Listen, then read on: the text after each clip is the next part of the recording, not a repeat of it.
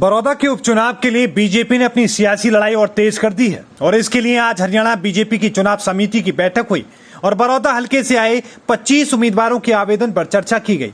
BJP प्रदेश अध्यक्ष OP Dhankhar की अगुवाई में बैठक हुई। इस बैठक में मुख्यमंत्री मनोहर लाल सहित कई बड़े नेता मौजूद रहे। धनखड़ ने बैठक खत्म होने के बाद खुद इस बैठक की जानकारी दी। आज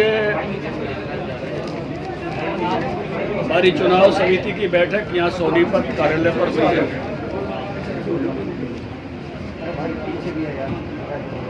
इस बैठक में चुनाव समिति के सभी सदस्यों ने इस चुनाव बड़ौदा का जो अभी का परिदृश्य है उस पर विमर्श किया है, चर्चा की है और 25 लोगों ने बड़ौदा के चुनाव के लिए अपना बायोडाटा दिया है, टिकट पाने की इच्छा जाहिर की है। सूची आपको दे दी जाएगी। इलेक्शन कमेटी ने सभी के नामों पर विचार किया है, सबके मेरिट डीमेरिट्स पर विचार किया है। आजकल आकलन के और भी तरीके हैं। पार्टी उन सारे तरीकों का भी उपयोग कर रही है, सर्वेक्षण, लोगों से जानकारी।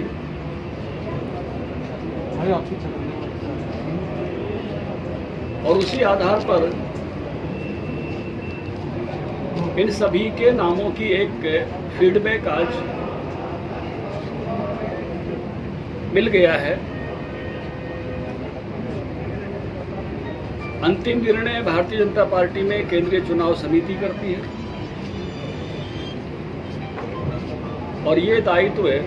अब चुनाव समिति ने अपनी सदस्यों ने सभी जानकारी अपनी साझा करते हुए मुझ पर और माननीय मुख्यमंत्री जी पर छोड़ दिया है कि हम आपस में विमर्श करके समस्त जानकारियों के आधार पर केंद्रीय चुनाव समिति के सामने जाएं और जो भी चर्चा यहाँ हुई है उसका सार लेते हुए और अंतिम निर्णय केंद्रीय चुनाव समिति में होगा। सबसे आगे अभी तक तो सभी नाम पर चर्चा हुई है। कोई उस नाते से मैं कहूँ कि यहाँ कोई पैनल कुछ लोगों का बनाया ऐसा नहीं है।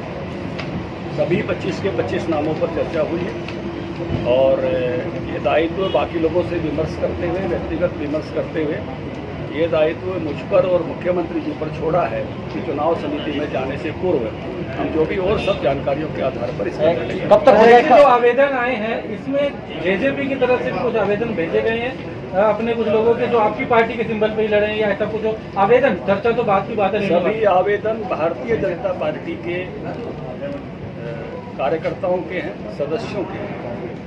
अध्यक्ष जी, चर्चा चल रही है कि बबीता फोगाट भी चुनाव लड़ सकती है। क्या लोकल प्रत्याशी हो गए हैं बबीता जी का कोई आवेदन नहीं है और उन्होंने कोई इच्छा यहाँ से चुनाव लड़ने की व्यक्त नहीं की। कब तक फाइनल हो सकता है नाम? सामान्यतः सभी आवेदन स्थानीय लोगों के हैं, बड़ौदा के इलाके के ही कार्यकर्ताओं के, बड़ौदा विधानसभा क्षेत्र के कार्यकर्ताओं के आवेदन। जेजेपी का कोई नेता इच्छुक नहीं चुनाव लड़ने का? बायोडाटा नहीं, सब भारतीय जनता पार्टी के कार्यकर्ताओं के बायोडाटा आए हैं। भारतीय जनता पार्टी की चुनाव समिति ये हुई है और उसमें सभी के सभी नाम जो है वो भारतीय जनता पार्टी के कार्यकर्ता। कुछ सरकार केंद्रीय चुनाव समिति के पास जाएंगे, कोई और बैठक भी होगी हरियाणा बीजेपी, जैसे आपको और मुख्यमंत्री जी को अधिकृत कर लिया गया है, तो सीधा आप दो लोग नाम लेके जाएंगे केंद्रीय चुनाव समिति में? नहीं, इससे पूर्व हम आपस में विमर्श करते हुए और बाकी भी चुनाव सदस्य, चुनाव समिति के जितने भी माननीय सदस्य हैं या जिन लोगों की ड्यूटी यहाँ लगाई हुई है, हमारे जेपी दलाल जी हैं, हमारे यहाँ के सांसद हैं, हमारे मोहन लाल जी कौशिक हैं, संजय भाटिया जी जिला के प्रभारी हैं, डॉक्टर धर्मदेव नादल हमने वहाँ के इंचार्ज बनाए हुए हैं। ऐसे सब लोगों के विमर्श के साथ और जब फाइनली इलेक्शन कमेटी जो केंद्रीय चुनाव समिति के सामने जाएंगे तो उस विमर्श से जो राय सब और भी जो इसमें से जुड़ी होगी उसके साथ जाएंगे। बैठक खत्म होने के बाद अब वो सवाल भी खत्म हो चुके हैं जिसमें ये दावा किया जा रहा था कि बीजेपी नेता बबीता फोगाट भी बड़ौदा में बीजेपी के टिकट पर ताल ठोक सकती हैं।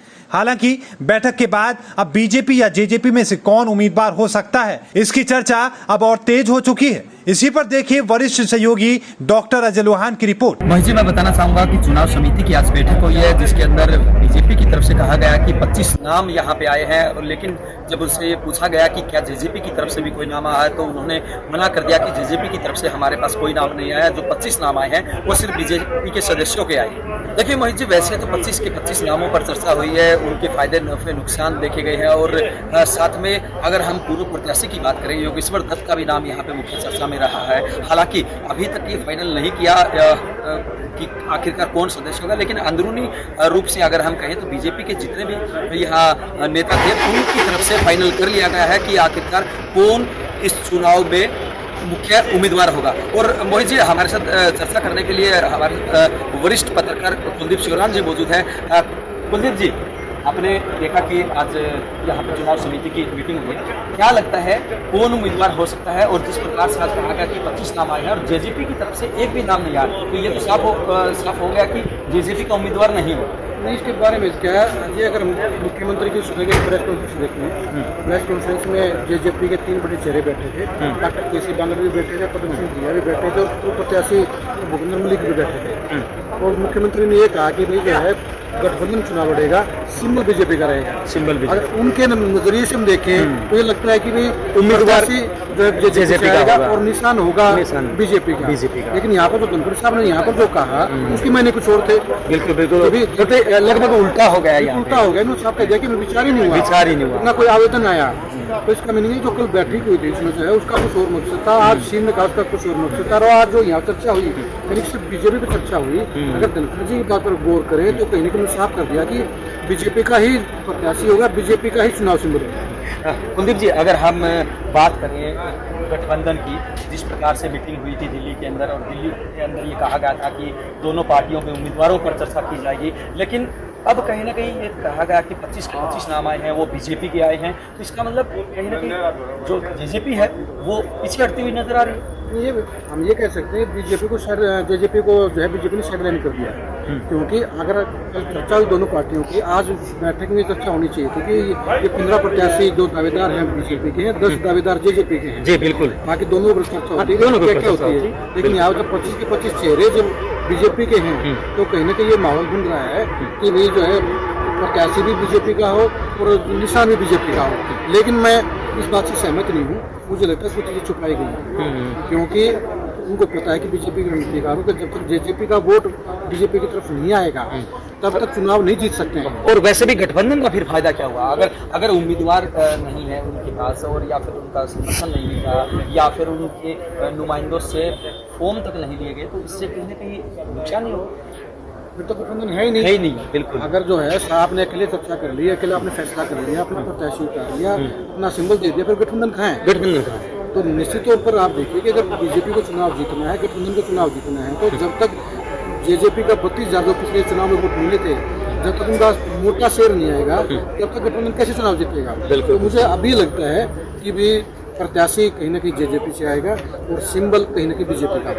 देखिए, कुलदीप शिवराम की तरफ से बड़ी घोषणा यहाँ पे की जा रही है। इनका अंदाजा है कि अभी भी बहुत बड़ा बदलाव यहाँ पे हो सकता है। अगर हम मुख्यमंत्री के बयान की बात करें तो मुख्यमंत्री के द्वारा स्पष्ट किया गया था कि निश्चित रूप से जो निशान होगा वो कमल का फूल होगा, लेकिन उन्होंने उम्मीदवार पर कोई भी बात नहीं कही थी। कहीं ना कहीं संशय ये बना हुआ था कि उम्मीदवार जो है वो जेजेपी का हो सकता है, क्योंकि जिस प्रकार की उनकी गठबंधन की बात कही थी, और ये कहा था कि दोनों गठबंधन इकट्ठे चुनाव लड़ेंगे, दोनों पार्टियां मिलकर चुनाव लड़ेंगी। और जिस प्रकार से आज मंच साझा किया गया था, पहली बार गुड़गांव चुनाव के दौरान पहली बार मंच साझा हुआ था, तो उसके बाद कहीं ना कहीं ये लगने लगा था कि शायद उम्मीदवार जेजेपी का हो सकता है। लेकिन जिस प्रकार से अभी 25 के 25 नाम आए हैं, उससे ये साफ जाहिर हो गया है कि जो उम्मीदवार होगा वो बीजेपी का होगा, जैसे कि अभी प्रेस कॉन्फ्रेंस के माध्यम से घोषणा किया है। जब बीजेपी की चुनाव समिति उसमें इन्होंने ये किया कि हमारे पास जो आवेदन है बीजेपी के लिए उनके ऊपर चर्चा की जाए।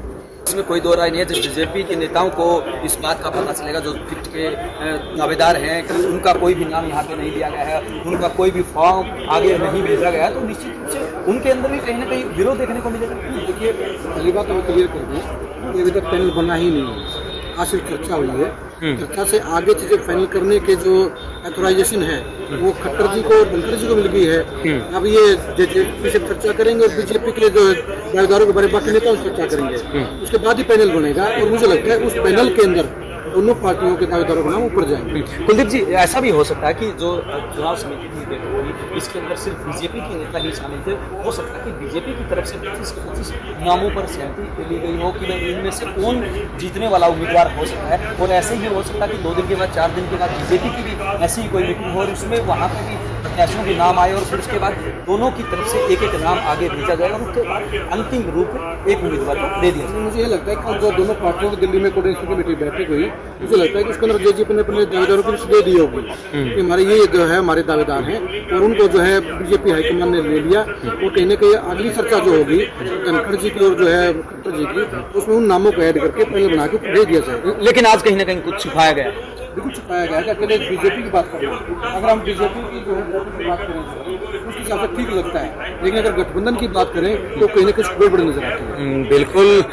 देखिए इनका कहना है कि अगर गठबंधन की बात करें तो बहुत बड़ी गड़बड़ यहाँ पे नजर आती है। हम आपको बता दें कि बड़ौदा उपचुनाव को लेकर आज नामों पर सहमति बननी थी, चुनाव समिति की बैठक यहाँ पे की गई थी और इस बैठक के अंदर आज बीजेपी के तमाम बड़े चेहरे वो यहाँ पर पहुंचे हुए थे और उनकी तरफ से कहा गया कि 25 नाम अभी तक आए हैं और उनमें से नाम फाइनल करके आगे भेज दिया गया। जी बिल्कुल, इसमें कोई दो राय नहीं है।